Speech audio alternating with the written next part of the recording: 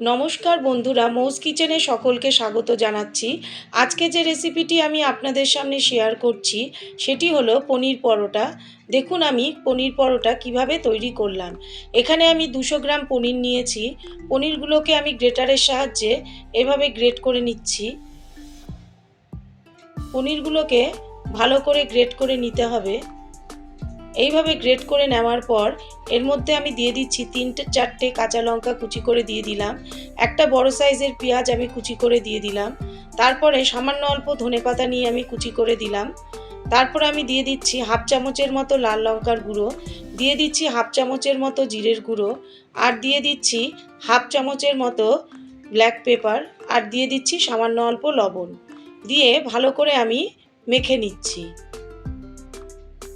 এবার মেখে আমি ছোট ছোট বল করে এগুলো সাইড করে রাখছি, যাতে আমার পনির পরোটা করার সময় পনিরের স্টাফিংগুলো ভেতরে দিতে সুবিধে হয়। এরপরে আমি ময়দা মেখে নিচ্ছি। এখানে আপনারা আটা অথবা ময়দা দুটো মিলিয়েও করতে পারেন। এখানে আমি সামান্য অল্প লবণ দিয়ে দিলাম, আর অল্প একটু জোয়ান নিয়ে হাতে ক্রাস্ট করে একটু দিয়ে দিলাম, আর দিয়ে দিচ্ছি সামান্য অল্প ময়মের জন্য সামান্য অল্প তেল। ভালো করে এবার মিশিয়ে নিচ্ছি। তারপরে অল্প অল্প জল দিয়ে আমি ময়দাটাকে ভালো করে মেখে নিচ্ছি।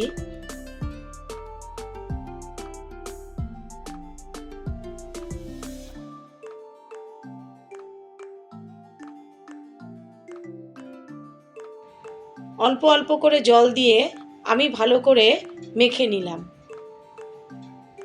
এবার সামান্য অল্প তেল নিয়ে আমি উপরে সামান্য অল্প তেল মাখিয়ে এবার আমি রেস্টের জন্য 10 মিনিটের জন্য ঢাকা দিয়ে রেখে দিচ্ছি।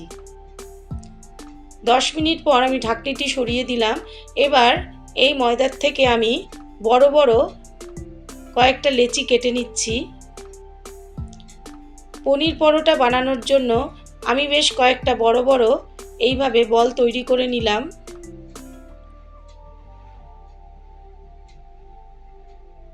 এবার আমি অল্প একটু ময়দা মাখিয়ে রোলিং পিনের সাহায্যে আমি বেলে নিচ্ছি।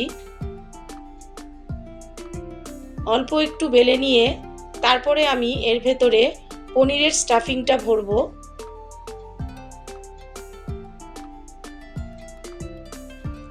এবার এর মধ্যে আমি পনিরটা দিয়ে দিচ্ছি। দিয়ে দেখুন আমি কিভাবে বন্ধ করে দিচ্ছি। এইভাবে বন্ধ করলে বেলার সময় একটুকু পনির বের হবে না। এভাবে মুখটা আটকে দিলাম। এবার একটু ময়দা উপর দিকে ছড়িয়ে দিচ্ছি, তারপরে আমি আবার বেলে নিচ্ছি। একটু মোটা করেই আমি এই পনির পরোটাগুলো বেলবো।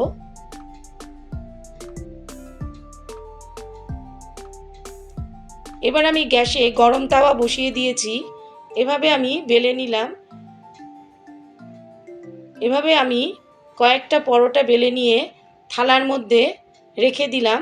তারপরে আমি তাওয়ার মধ্যে এক এক করে এগুলোকে ভেজে নেব। এপিট ওপিট করে দুপিট একটু ভেজে নেওয়ার পর এর মধ্যে আমি দিয়ে দিচ্ছি 1 চামচের মতো সাদা তেল।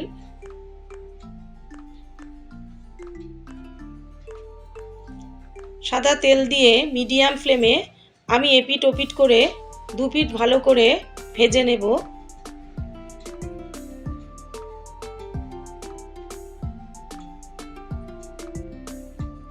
এইভাবে আমি সবগুলো পনির পরোটা এক এক করে ভেজে নিচ্ছি। আমার দেখুন এটা প্রায় ভাজা হয়ে গেছে।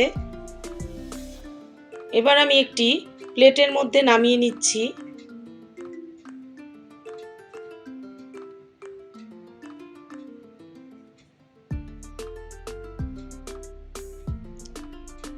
পরেরটাও আমি ঠিক এইভাবে ভেজে নিলাম।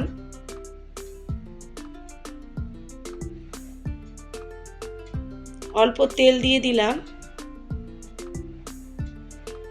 আপনারা এখানে চাইলে ঘি দিয়েও আপনারা ভাজতে পারেন। এবার এটাও প্রায় ভাজা আমার কমপ্লিট হয়ে এসছে। এবার আমি প্লেটের মধ্যে নামিয়ে নিচ্ছি। সবগুলো পনির পরোটা আমার ভাজা হয়ে গেছে। এর উপরে আমি অল্প বাটার দিয়ে দিলাম। এবার আপনারা বাটার অথবা টমেটো কেচাপের সাথেও আপনারা খেতে পারেন। ভিডিওটি দেখার জন্য ধন্যবাদ। দেখুন কতটা নরম পনির পরোটাগুলো হয়েছে। ভেতরটা দেখুন, ভেতরটা দেখাচ্ছি আমি, দেখুন